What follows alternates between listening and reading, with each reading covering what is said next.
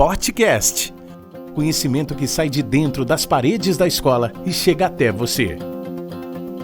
Hoje, os alunos Lourenço Zandoná e Marcela Pina conversam com o Dr. Marcos Pina sobre SUS e saúde pública.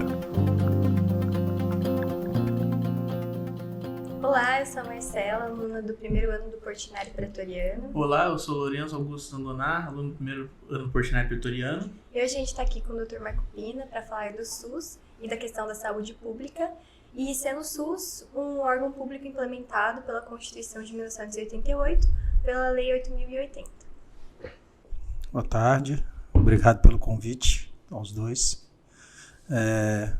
Sou o Dr. Marco Pina, sou especializado em neurocirurgia, sou neurocirurgião da Santa Casa de Avaré, tenho formação básica em neurocirurgia pela Santa Casa de Misericórdia do Rio de Janeiro, com subespecialização em cirurgia funcional pela USP, e sou membro titular da Sociedade Brasileira de Neurocirurgia. Obrigada. Então a gente agora vai iniciar nossas perguntas. Doutor, se o senhor me permite chamar assim. Chamar como você quiser. Assim, uma dúvida que acho que para muitas pessoas tem é como que funciona a saúde pública no Brasil? Assim, como que é o acesso a ela para as pessoas? A saúde pública no Brasil ela é um pouco, está na mídia o tempo inteiro, ela é um pouco complicada, né? O acesso da saúde pública no Brasil, seja para as mais variadas esferas dela, seja para a atenção que a gente chama de primária, que é a primeira área de atuação do médico, que é a medicina preventiva, até a secundária, que já são os hospitais, as internações, as cirurgias e as UTIs, você tem no Brasil um problema muito sério quanto a acesso desses pacientes. Existe uma estatística feita uma reportagem pela Datafolha de São Paulo, que eles entrevistaram 1.400 pessoas quanto à saúde pública no país. 49% dos entrevistados disseram que tinham ou estavam ou tinham um familiar na fila de espera do SUS há mais de 6 meses para marcação de uma consulta ou de um exame ou de um procedimento, de uma cirurgia. E desses 47%, 23% apenas disseram que eles tinham acesso com menos de um mês a uma consulta. Então, a saúde no Brasil ela é difícil de você lidar. Mas como é que ela começa? Primeiro você vai para a unidade básica de saúde, que é a UBS. Lá você vai ser atendido por um enfermeiro, por enfermeiros, padrões, por clínicos gerais. Esses clínicos vão identificar se eles vão tratar o seu problema na unidade básica de saúde ou se eles vão tratar o problema é uma esfera superior, seria para um ambulatório de especialidades. Dado a investigação inicial, o paciente é ou tratado na unidade básica de saúde ou encaminhado para um ambulatório de especialidades, que pode ser o ambulatório médico do governo do estado ou os ambulatórios de especialidades que os próprios municípios mantêm. Drenado esse paciente para o ambulatório de especialidade, vamos botar que ele conseguiu a consulta dele, ele começa uma nova investigação do quadro do que ele apresenta. Mesma coisa, ele vai ser tratado clinicamente ou, se houver necessidade de uma cirurgia, de uma internação, ele é encaminhado para a rede secundária de atendimento, que já é a rede de pronto-socorros, hospitais, e que vão englobar leitos de enfermaria, semi-intensiva, unidade de terapia intensiva, conforme a necessidade da urgência, conforme a gravidade do caso, né? E, por exemplo, na questão de uma pessoa que ela não tem uma certa regulamentação pelo governo, por exemplo, pessoa que não tem carteirinha do SUS assinada, essas coisas, para ela, é difícil ela conseguir ir para um hospital e obter a saúde que ela tem? Não, isso é imediato. Se você for agora, por exemplo, você passou mal, você não tem o cartão SUS, que é tudo hoje em dia você depende desse cartão SUS. Se você não tiver aquela numeração do cartão SUS, nada é feito. Mas se você chegou agora no pronto-socorro, você está passando mal, queixa que for, uma dor na barriga, e você precisa de atendimento, não tem cartão SUS, é gerado um cartão SUS na hora para você e aquele número você passa a guardar com você, que toda vez que você for atendido no sistema público, seja qual for a esfera do sistema público. Pode ser num ambulatório de médico de clínica médica, pode ser num ambulatório de especialidade, pode ser numa necessidade de uma internação, pode ser para realizar uma cirurgia ou para um simples atendimento de pronto-socorro. Você precisa daquele número do cartão SUS, mas ele é gerado imediato, geração automática. Porque é uma coisa que acredito que muita pessoa tem dúvida, porque com a questão da saúde pública, né, de às vezes ser muito defasado algumas pessoas de acharem que a saúde pública ser um negócio, um direito nosso, mas que ao mesmo tempo ela é negada para muitas pessoas. A saúde pública, pela diretriz, pela Constituição, como você falou, saúde ela é um direito de todos e um dever do Estado. Então o Estado tem que prover saúde pela Constituição. Mas ela por mais variados fatores, que eu acho que a gente vai conversar sobre eles ainda, ela é negada para muita parte. Apesar do SUS, nós termos o Sistema Único de Saúde, a saúde pública no Brasil, nós temos o maior serviço de saúde pública do mundo. Não estou falando da América Latina, não estou falando da América do Sul, estou falando do mundo. Em sistema em quantificação de atendimento gratuito. Cerca de 210 milhões conforme as estatísticas vão variar, de 190 milhões a 210 milhões da população, de pessoas da população brasileira, utilizam o SUS. E desses 190 a 200 milhões, vamos dar uma margem de erro aí para as estatísticas, 80% dependem exclusivamente do SUS. Então o SUS chega às pessoas, o SUS atende. Não muito de um mito de que se você depende do SUS, você vai morrer na fila de espera. Isso não existe. Isso acontece em muitos locais, a saúde pública funciona. E, tipo assim, qual o principal desafio pro sistema da saúde pública? O principal desafio é investimento. Mesmo com esse ano, que o governo federal foi destinado, a verba da saúde esse ano é de 1,7 trilhões de reais. Mesmo com esse 1,7 trilhões de reais, o investimento é baixo. O Brasil ele investe na saúde apenas 10% do seu produto interno bruto. É muito pouco. Tudo que a gente gera no país, só 10% vai para a saúde. Apesar de parecer muita coisa em trilhões, nós estamos falando já saímos dos bilhões e já estamos na casa dos trilhões, mesmo assim ainda é pouco, porque o Brasil ele é um país continental, ele tem dimensões de um continente. Então a população brasileira tem estados brasileiros que são de tamanho de países da Europa. E lá a saúde funciona melhor do que funciona no Brasil. Então, por mais que você tenha uma quantidade, 1,7 possa impressionar, para a saúde pública no Brasil ela ainda é pouca. Porque um ponto que me surpreende é que atualmente a nossa geração, né, ela é muito, a geração Z, no caso, ela é muito tecnológica, né? A gente tem um recurso tecnológico, uma melhora assim, se comparada com a medicina antiga, um pouco mais, é uma melhora gigante. E tipo assim, dá uma impressão de que o governo ele não investe porque é como se algo que não fosse dar lucro para ele, como se não fosse dar um retorno grande. Vamos entrar numa polêmica aí agora, né? Grande polêmica. Grande polêmica. Realmente, o governo é uma questão de política, né? Investe naquilo que aparece. Obra aparece, saúde não aparece. Então o governo vai investir naquilo que aparece. Mas, como eu disse anteriormente, tem muito mito na saúde. A saúde pública é uma porcaria, saúde pública é uma droga. Eu precisei de uma cirurgia e não tive acesso, eu precisei de tal equipamento e não tive acesso. Isso vai muito de gestor. Parte um dos itens de uma das fatores que podem levar a um bom desempenho ou um mau desempenho da saúde no Brasil engloba a gestão, administração. Como o dinheiro que recebe é administrado. E em muitos lugares do Brasil, o dinheiro que vem é mal administrado. O Tribunal de Contas da União, que é quem regula toda forma de dinheiro que é investida, ele fez uma análise por que havia uma falta de remédios em determinados hospitais do Brasil. Hospitais estratégicos dele, por que estava havendo falta de remédio. A conclusão final foi que não era o problema, não era investimentos. O problema era má gestão, ou seja, má administração. O dinheiro não estava sendo, o que chegava não estava sendo administrado, não estava sendo colocado de maneira real naquilo que era necessário para o hospital. E com isso faltava. Há um déficit de formação de profissionais, de gestores que queiram atuar em saúde pública. Ninguém quer. Porque você vai para o setor privado, você vai ganhar muito mais.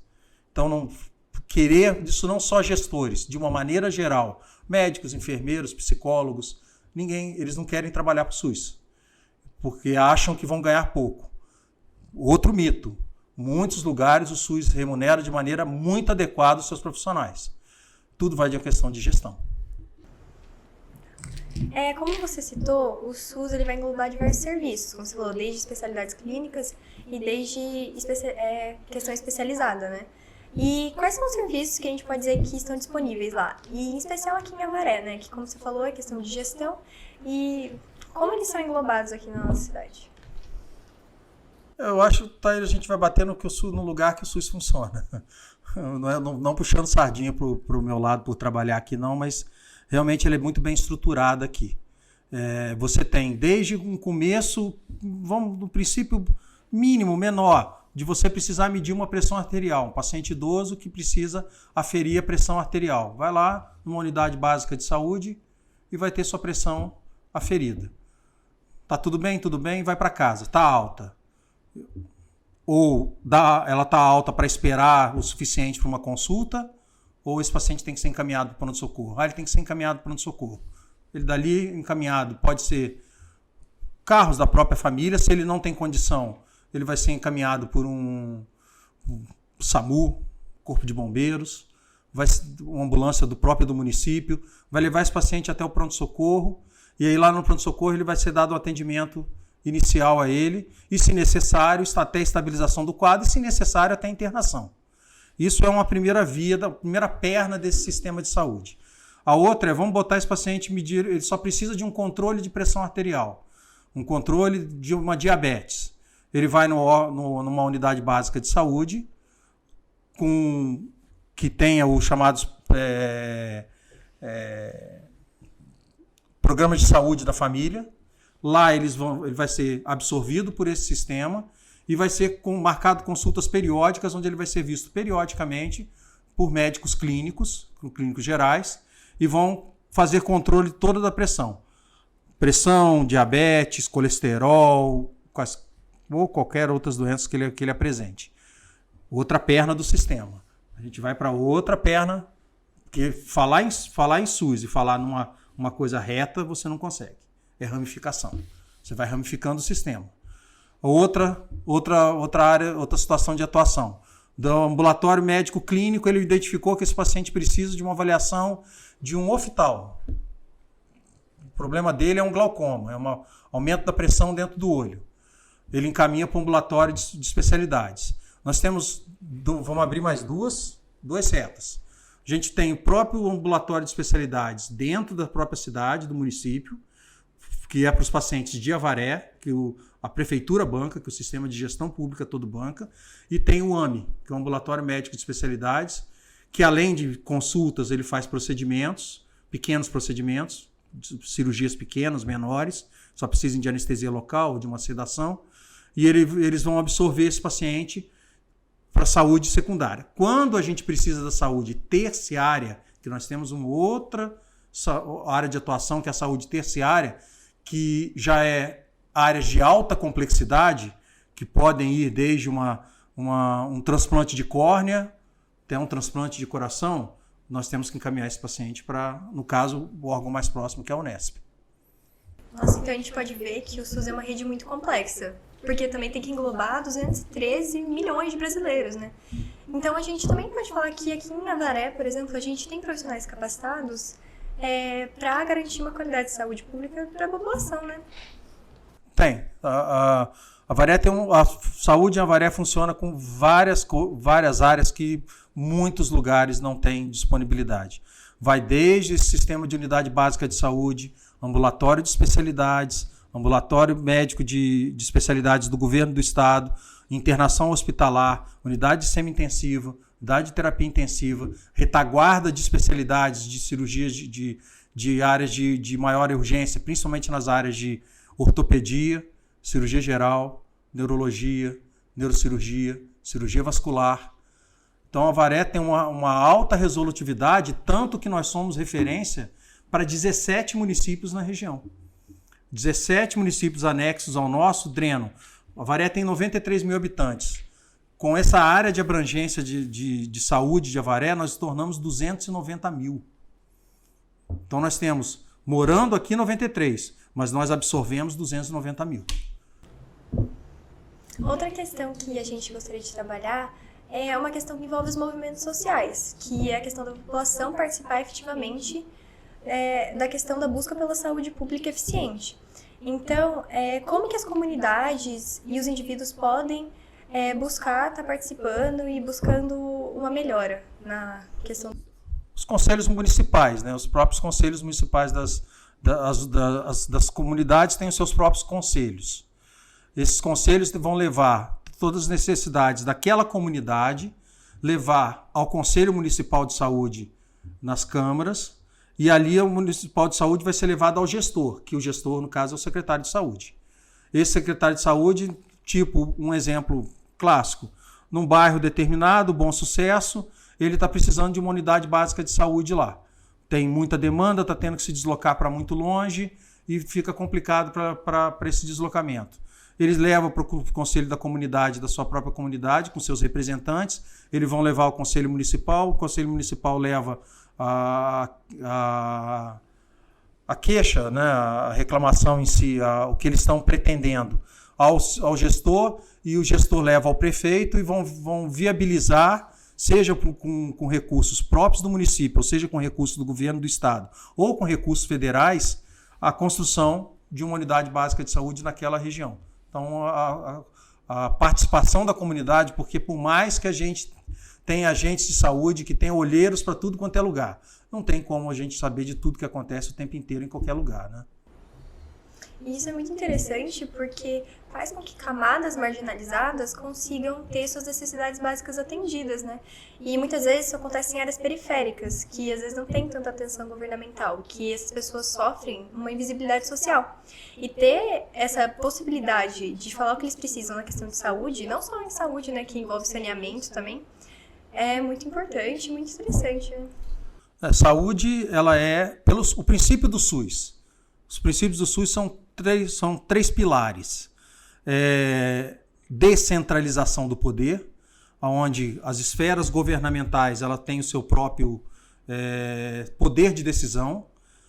Equidade, todos são iguais diante da saúde, não importa cor, raça, religião, idade, procedência. E a universalidade, a capacidade da saúde atingir a toda a população brasileira de uma maneira igual. Então, se eu chegar agora no pronto-socorro municipal para um atendimento e chegar um paciente de um bairro de periferia de Avaré, ele vai ter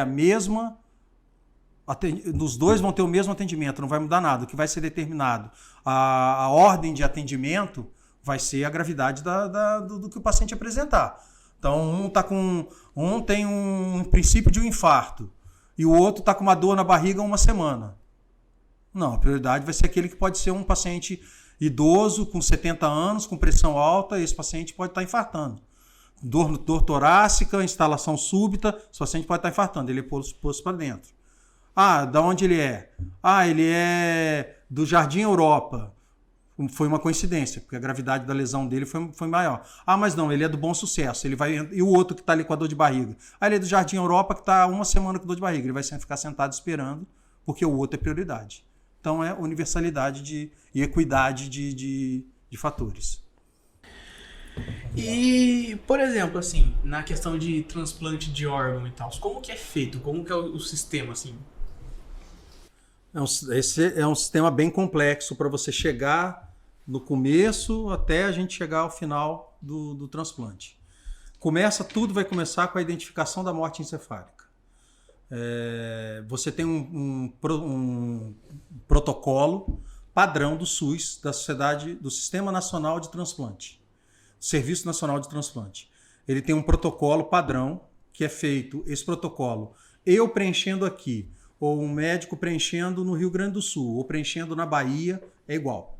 É o mesmo. Ele é padronizado para o Brasil inteiro pela Sociedade Brasileira de Transplantes de Órgãos e Tecidos. Feito esse protocolo, o paciente deu entrada com a suspeita inicial de morte encefálica. É aberto esse protocolo, são várias etapas. Esse protocolo sempre tem que ser aberto por um neurologista ou um neurocirurgião, não pode ser outra especialidade, ele tem que ser aberto por ele. Posteriormente, o segundo médico de avaliação, ele pode ser um intensivista, por exemplo, mas o primeiro tem que ser um neurologista ou um neurocirurgião. Fez a primeira etapa, após 6 horas é refeita a segunda etapa do protocolo. Fechou a primeira parte do protocolo, você vai para o protocolo final de exames. Tem 3 ou 4 exames que o SUS aceita, que a Sociedade Brasileira aceita como transplante. Um desses exames vai ser realizado e constatada ou não a morte encefálica. Vamos botar que nós constatamos a morte encefálica do nosso paciente. Aí existe uma fila de espera no Brasil para cada órgão. Essa fila é controlada pelo Sistema Nacional de Transplante. Essa fila ela é basicamente, o que vai ser colocado nela é o paciente com maior gravidade. Os que estão de maior gravidade vão estar no começo da fila. Os que estão com menor gravidade vão caindo para a fila, e tem outros fatores que vão ser colocados também. Após uma investigação super rápida de peso, estatura, compatibilidade genética, possibilidade no momento de doação, condições de receber uma doação, porque são cirurgias longas, serviços para absorverem para captação desse órgão, você dá o processo de captação do órgão. Pode vir gente do Brasil inteiro. Por exemplo, o primeiro da fila de espera do transplante cardíaco está no Pará. Vem uma equipe do Pará para vir captar o órgão aqui em Avaré. Vai fazer a captação. O segundo da fila, o rim, está na Unesp. Vem a equipe da Unesp, faz a captação do órgão. Se tem um sistema, se tem uma coisa que no Brasil é inteiramente pelo SUS, se chama transplante. Transplante não existe transplante particular no Brasil. Estados Unidos, sim.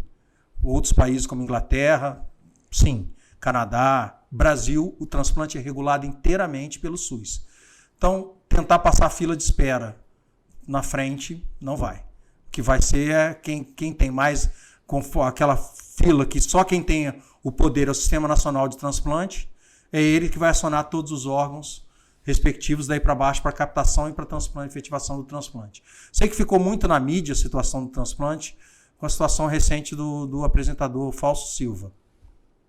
Ficou um pouco daquela ponta, como é que o cara, ele chega e 2 semanas está com problema cardíaco, internado no hospital de ponta em São Paulo, privado, conseguiu o coração e muita gente não consegue o coração. Não tem como furar essa fila. Essa fila, não tem tráfico negro de órgãos, não tem nada. Essa fila, ele foi colocado como prioridade e foi avaliado como prioridade. Ele era o segundo na fila de espera. O primeiro era um paciente que estava com infecção. Não poderia receber o transplante que estava com infecção, foi para o segundo, que o segundo era ele. Então é um órgão, é uma estrutura de um braço do SUS que é regulado inteiramente pelo Sistema Único de Saúde. E, por exemplo, assim, tipo, na questão que você falou de ter uma fila de espera. Vamos supor, uma pessoa com um problema cardíaco, comparado com uma pessoa que está com algum problema no rim. Quem que seria a pessoa com maior, assim, prioridade na fila? Não, os órgãos são assim. A gente, quando faz a retirada dos órgãos, os órgãos vão para várias pessoas. Um corpo vai servir para doar para mais de 10 pessoas. O rim, você tem 2. Um vai para uma pessoa, outro vai para outra pessoa. A córnea são 2. Um vai para uma pessoa, outro vai para outra pessoa. O coração é órgão único, só dá para ir para uma pessoa. Mas cada órgão vai para vários lugares. Então não tem a prioridade. Você tem a fila de espera, por exemplo. O paciente renal ele está em São Paulo. Primeiro da fila de espera. Um rim dele vai para São Paulo. O segundo da fila de espera está na Bahia. O segundo rim dele vai para a Bahia. O coração. Primeiro da fila de espera do coração está no Rio de Janeiro. Vem a equipe de captação do Rio de Janeiro e capta o órgão para o Rio de Janeiro. Para pâncreas. O pâncreas está precisando em Mato Grosso. Vem a equipe para captação do Mato Grosso. E assim sucessivamente. É conforme o lugar que está. Você pode... mas aí fica assim, como é que chega? Como é que vai chegar uma equipe aqui? É colocado à disposição das equipes de transplante toda a estrutura do governo brasileiro. Então ele pode vir aviões da Força Aérea Brasileira, pode vir helicópteros Águia, pode vir Esquadrilha da Fumaça, pode vir quem tiver, aquele que puder transportar vai vir pegar o órgão. Alguns órgãos são prioridade. O coração você tem 6 horas para implantar ele. Então é o órgão o mais sensível que tem. Então geralmente o que está mais perto vem buscar. Porque mais que você disponha um avião lá na Bahia, até você acionar a equipe, e a gente vai tentando manter esse paciente vivo aqui, vivo, com os órgãos perfundidos, com droga, com medicação, com tudo, até a equipe chegar e começar a equipe de transplante. A hora que começa as retiradas, elas têm que ser todas simultâneas. Porque você não dá para tirar o coração, fechar o coração e voltar com ele para a UTI e esperar a outra equipe chegar. Não, vai ter que tirar tudo. A hora que tira o coração é o último órgão a ser retirado, porque a hora que retirar o coração, acabou. Acabou o paciente. Acabou. Isso é muito interessante, porque até irônico, né? Porque muitas pessoas se declaram abertamente contra a existência do SUS. Sendo que muitos procedimentos não podem ser feitos pela rede privada, né? Como você citou, o transplante, não são feitos. E assim como a hemodiálise também, né? Também é um serviço totalmente SUS. Só existe dentro da rede pública. E isso faz a gente refletir da questão da importância que tem ter um sistema único de saúde no Brasil tão abrangente e que envolve vários setores, né? Por isso que é o único país do mundo, o Brasil é o único país do mundo onde existe o SUS. O SUS não existe em outro lugar do mundo. Em outros países como Inglaterra, Canadá, Estados Unidos, a saúde ela é privada. Você paga... Você tem a saúde pública? Tem uma saúde pública que é um misto de alguns planos de saúde que liberam uma parte da renda junto com planos de saúde do governo, como nos Estados Unidos, o Medicare, o Medicaid. Eles vão gerir hospitais, mas são de baixíssima complexidade, é uma saúde que não é eficiente, não chega para todas as pessoas dos Estados Unidos. Lá funciona a saúde privada. Você paga, varia conforme o estado, você vai lá pagar $500, $300, $700, varia pelo lugar. Isso vale para a Inglaterra, a mesma coisa, Canadá. O Canadá tem um sistema, até estava dando uma olhada, o Canadá tem um sistema de saúde de governo, porque é um socialismo, né? Então o governo banca coisa, mas é descontado em folha dos funcionários um determinado valor por mês para ir para o governo, para que ele possa subsidiar a saúde. Então, não é igual no Brasil. Não é descontado em folha de uma pessoa. Não, esse desconto é para a saúde. Não, o governo banca inteiramente saúde. Esses 1,7 trilhões vão para a saúde, para os mais variados programas. Vão para o programa de saúde da família, vai para o programa de vacinação, vai para o programa de os mutirões de cirurgia, vai para as internações hospitalares, vai para as cirurgias de média complexidade, cirurgias de alta complexidade, transplantes dos mais variados órgãos, mas ele funciona exclusivamente de maneira que Fausto Silva, com todo o dinheiro que ele teve que depender do SUS para poder ter o coração dele. Outra questão que a gente queria ressaltar é que você mencionou que Avaré é um município referência para 17 municípios. Então, vocês têm uma rede muito complexa ainda mais para urgência e emergência, que são os casos que tem que ter prioridade. E tem que ter sempre profissionais com disponibilidade, né? Então, como que funciona esse sistema na questão de urgência e emergência? Funciona... o começo de tudo está num outro órgão, vamos lá para mais órgãos, o SUS é complicado, vamos para mais um órgão, que é a Central Reguladora de Ofertas de Serviços de Saúde, que é a famosa CROSS. A CROSS funciona em São Paulo, não funciona... Durante um tempo, as centrais reguladoras funcionavam nas subdivisões de saúde, nas chamadas DRS. São Paulo nós somos divididos em 6 DRS. Nós somos pertencentes a Bauru, não a Botucatu, como todo mundo acha. Nós somos subsidiados pela DRS 6 de Bauru. Então, o governo do estado é dividido em 6 regiões administrativas. Essas 6 regiões se reportam à Central Reguladora de Oferta e Serviços de Saúde de Urgência e Emergência do Estado de São Paulo. Ela tem também a parte de ambulatorial, parte eletiva, marcação de consultas, também tem, mas não é o foco o foco da pergunta em si. Vamos para a urgência e emergência. Se um paciente passa mal, vamos botar na minha área, acho que fica mais fácil para eu tentar explicar. Se um paciente tem uma suspeita de um AVC, está em Itaí, tem um sistema online, uma página online da Central de Reguladora, que você vai inserir o caso do paciente ali. Tudo é feito online. Um dos fatores para você melhorar o SUS, além de investimento, está aí, tecnologia. Tudo é feito online. Colocado o caso do paciente online, esse caso vai diretamente para a Central de São Paulo. A Central de São Paulo tem os reguladores de vagas. Um baita de um salão gigantesco, com milhares de médicos, que vão ali, eles vão determinar, vão avaliar. Itaí, qual a referência imediata de primeira referência para Itaí? Avaré.